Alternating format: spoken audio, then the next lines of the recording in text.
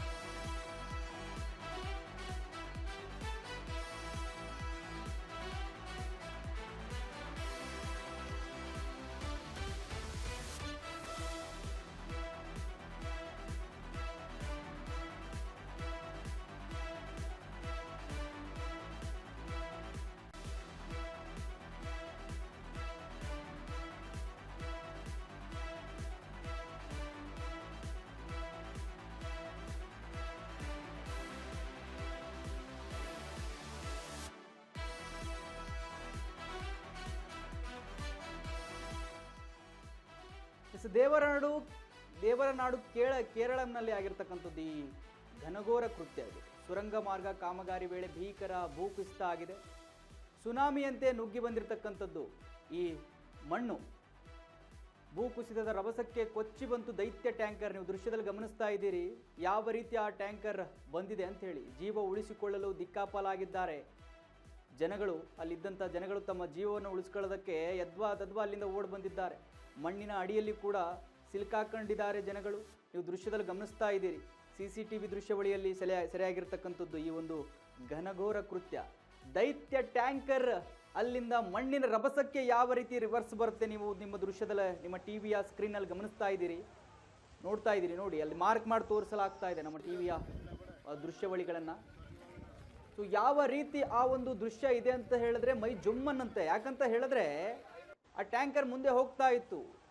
ಈ ಮಣ್ಣಿನ ರಭಸ ಇದೆಯಲ್ಲ, ಈ ನೀರು ಮಿಶ್ರಿತ ಮಣ್ಣು ಫುಲ್ ಮೆತ್ತಗಾಗಿ ಹೋಗ್ಬಿಟ್ಟಿದೆ. ಆ ಮಣ್ಣು ಮಳೆ ಬಂದು ಆ ಮಣ್ಣು ಪೂರ ಅದಕ್ಕೆ ಗಟ್ಟಿಯಾಗೇ ಇಲ್ಲ, ಅದು ಪೂರ್ತಿ ಒಂಥರ ಮೆತ್ತಗಾಗಿ ಈ ಒಂದು ಕುಸಿತ ಆಗಿರೋದು. ಕುಸಿದ ರಭಸಕ್ಕೆ ಯಾವ ರೀತಿ ಟ್ಯಾಂಕರ್ ಹಿಂದಕ್ಕೆ ತಳ್ಕೊಂಡು ಬಂದಿದೆ ನೀವು ನೋಡಿ. ಅದರಲ್ಲಿ ಮನುಷ್ಯರು ಕೂಡ ಇದ್ದಾರೆ, ಅಲ್ಲಿ ವ್ಯಕ್ತಿಗಳು ಕೂಡ ಇದ್ದಾರೆ. ನೀವು ನೋಡಿ ಟ್ಯಾಂಕರ್ ಅಡಿಯಲ್ಲಿ ಮನುಷ್ಯ ಯಾವುದೇ ರೀತಿ ಸಿಲ್ಕಾಕೊಂಡಿದ್ದಾನೆ ಆ ಮಣ್ಣಿನ ಒಂದು ರಭಸಕ್ಕೆ.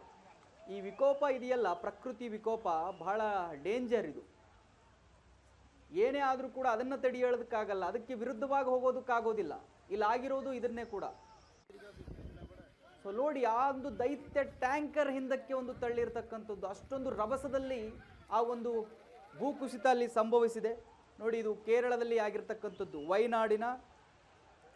ವೈನಾಡು ಜಿಲ್ಲೆ ಆ ಒಂದು ಪ್ರದೇಶದಲ್ಲಿ ಆಗಿರ್ತಕ್ಕಂಥದ್ದು. ಮೆಪ್ಪಾಡಿ ಕಲ್ಲಾಡಿ ಅಂತಕ್ಕಂಥ ಒಂದು ಪ್ರದೇಶ ಅದು.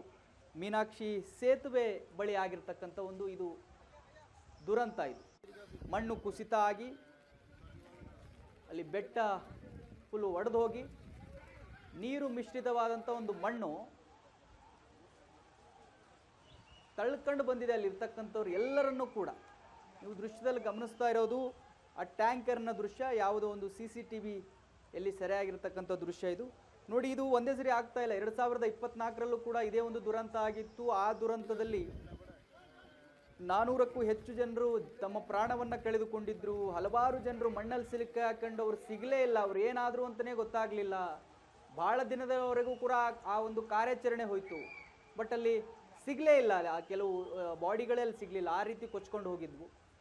ಸೊ ಇದು ಕೂಡ ಇವಾಗ 2024 ಆದಮೇಲೆ ಇವಾಗ ಮತ್ತೆ ಆಗಿದೆ. ಇವತ್ತು ಬೆಳಗ್ಗೆ ಆಗಿರ್ತಕ್ಕಂಥದ್ದು. ಸೊ ನೀವು ಯಾವ ರೀತಿ ಆಗಿದೆ ಒಂದು ಆ ಮಣ್ಣು ಕುಸಿತ ಅನ್ನೋದನ್ನು ದೃಶ್ಯದಲ್ಲಿ ಗಮನಿಸ್ತಾ ಇದ್ದೀರಿ.